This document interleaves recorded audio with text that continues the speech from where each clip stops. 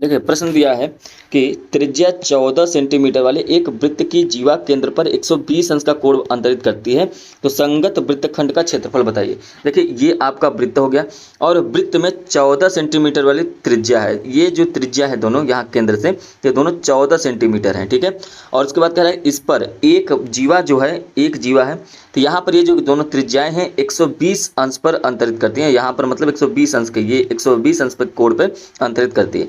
तो बताइए संगत वृत्तखंड का क्षेत्रफल बताइए। देखिए संगत वृत्तखंड का क्षेत्रफल इसमें से होगा क्या, तो इसमें संगत वृत्तखंड का जो क्षेत्रफल होगा वो ये पार्ट होगा जिसको मैं अभी छायांकित कर रहा हूँ। तो ये आपका इसका क्षेत्रफल बताना है। अब एक बात यहाँ पर ध्यान से समझिए, अगर इसे कहते हैं त्रिज्यखंड, इसे क्या कहते हैं त्रिज्यखंड, और यहाँ पर ये वाला पार्ट अगर यहाँ पे एक जीवा मैं खींच दे रहा हूँ, अगर ध्यान से समझिए तो मैंने पहले क्या बनाया, मैंने बनाया यहाँ पर ऐसे एक त्रिज्यखंड। अगर इस त्रिज्यखंड में से इस त्रिभुज को मतलब इस पार्ट को हटा दें, इसके क्षेत्रफल को घटा दें, तो बचेगा क्या, तो आप कहेंगे यही छायांकित भाग जो यहाँ पर मैंने बताया हुआ है। तो यही होता है संगत वृत्तखंड का क्षेत्रफल। तो पहले हम क्या करेंगे, पहले हम ये लिखेंगे कि संगत वृत्तखंड का क्षेत्रफल क्या होता है। तो आप लिखिए कि संगत वृत्तखंड का क्षेत्रफल बराबर क्या होगा, तो आप कहेंगे सबसे पहले त्रिज्यखंड का क्षेत्रफल, त्रिज्यखंड का क्षेत्रफल, इसमें से हम माइनस कर देंगे त्रिभुज AOB का क्षेत्रफल।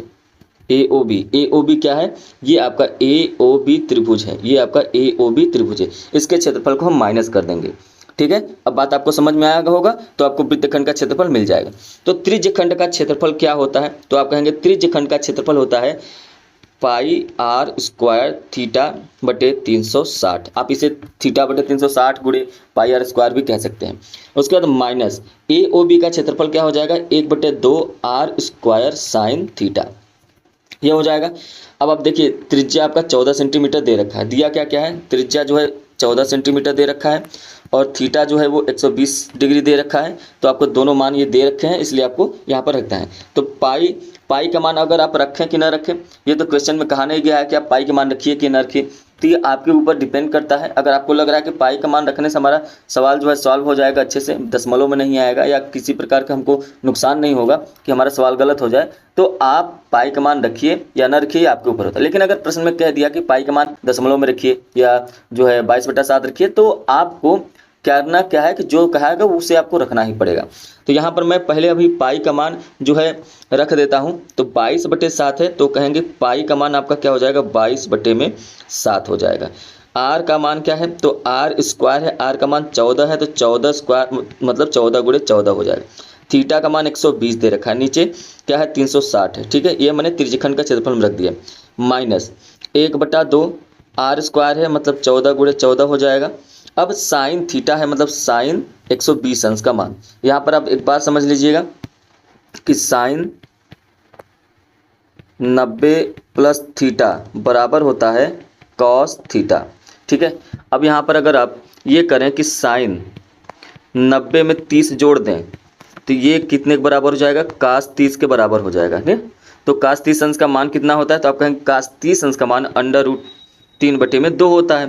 तो ये हो जाएगा √3/2, मतलब साइन 120 अंश का मान कितना होगा, साइन 120 अंश का मान भी √3/2 हो जाएगा। तो इसके जगह पर हम रख लेंगे। तो यहाँ पर आगे बढ़ेंगे। अब यहाँ पर काट दीजिए, 120 से 360 काटेंगे 3 बार जाएगा, 7 से 14 काट दीजिए 2 बार जाएगा, और क्या कटेगा, अब यहाँ पर कुछ नहीं कटेगा। तो ऊपर क्या बचा, 22 गुणे 14 गुणे 2 बटे में 3, इधर क्या हो गया -1/2 गुणे 14, इसको काट दीजिए, 2 7 14 हो जाएगा, गुणे 14 गुणे √3/2, इससे फिर काट दीजिए, कितना आ जाएगा 7 आ जाएगा। बराबर करेंगे तो ये हो जाएगा 22 गुणे 28, 14 दूना 28 होता है, बटे में 3, माइनस इधर क्या हो जाएगा 7 से 49 √3। अब यहाँ पे देखिए 22 में 28 का गुणा करेंगे तो आएगा 616/3 माइनस 49 √3। अब देखिए यहाँ पर अगर आप सोचेंगे कि मैं √3 का मान रख दूं या किसी और प्रकार का क्वेश्चन सॉल्व कर दूं, तो आपका आंसर जो है वो लेंदी हो जाएगा और गलत होने के चांस ज़्यादा रहेंगे। इसलिए आपको यही कहना है कि यही हमारा क्या है, आंसर है। तो इसे लाइक करें, शेयर करें, और चैनल पर पहली बार हैं तो जरूर से जरूर सब्सक्राइब करें।